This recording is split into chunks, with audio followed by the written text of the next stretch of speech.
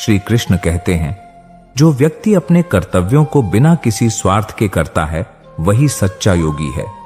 श्री कृष्ण ने गीता में यह भी कहा कि कर्म करने से ही जीवन में सच्ची सफलता प्राप्त होती है। किसी भी कार्य को करने से पहले उसका परिणाम हमारे अच्छे या बुरे कर्मों से जुड़ा होता है। जब हम अच्छे कर्म करते हैं तो हम अपने भाग्य के निर्माण में मदद करते हैं और समय भी हमारी ओर पलट कर आता है।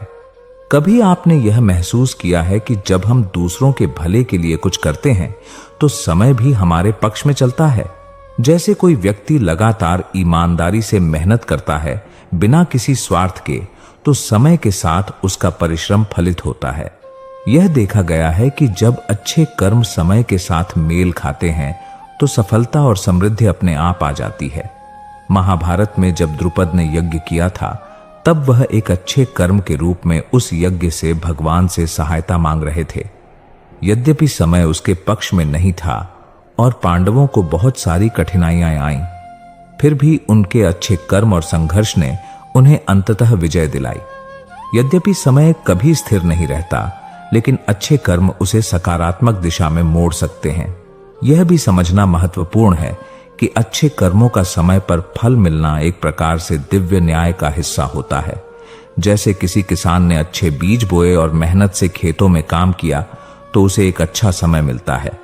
वह मेहनत समय के साथ न केवल उसे भोजन देती है, बल्कि उसकी मेहनत की उपज समृद्धि में बदल जाती है। अगर हम अपने जीवन में हर दिन अच्छे कर्म करें तो समय निश्चित रूप से हमारे पक्ष में आएगा।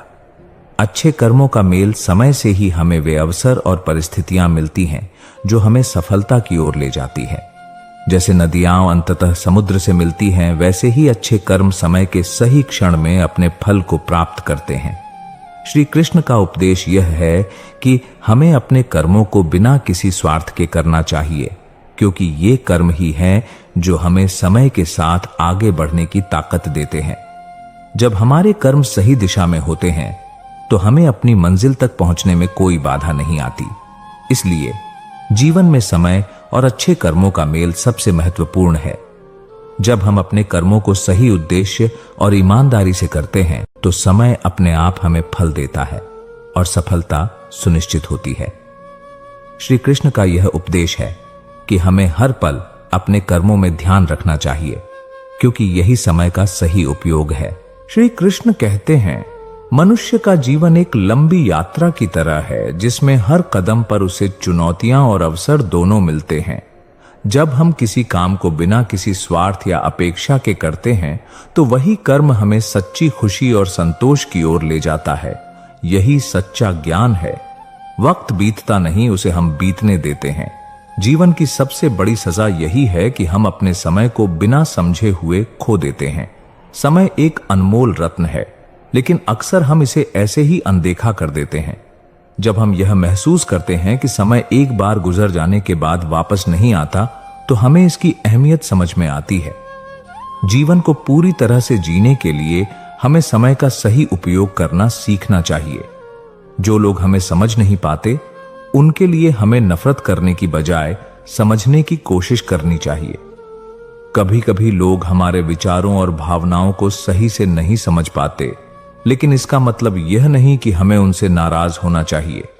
हमें उनसे बात करने की कोशिश करनी चाहिए ताकि वे हमारी स्थिति को समझ सकें। यह हमें अधिक शांत और समझदार बनाता है। जब तक हम खुद को ठीक नहीं करेंगे, हम किसी और की मदद नहीं कर सकते। सबसे पहली जरूरत है खुद से प्रेम करना। अगर हम खुद से प्यार नहीं करेंगे तो हम दूसरों से प्यार कैसे कर सकते हैं? आत्मसम्मान और आत्म देखभाल सबसे पहले आती है।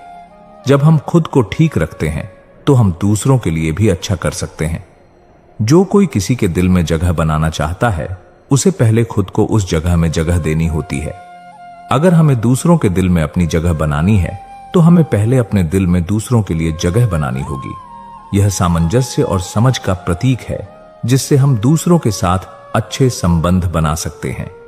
जिंदगी में सबसे बड़ी जीत यही है कि आप जब गिरें तो फिर से उठें और अपनी गलतियों से कुछ सीखें। जीवन में गिरना एक सामान्य बात है, लेकिन इससे महत्वपूर्ण यह है कि हम गिरकर फिर से उठें और उससे कुछ सीखें।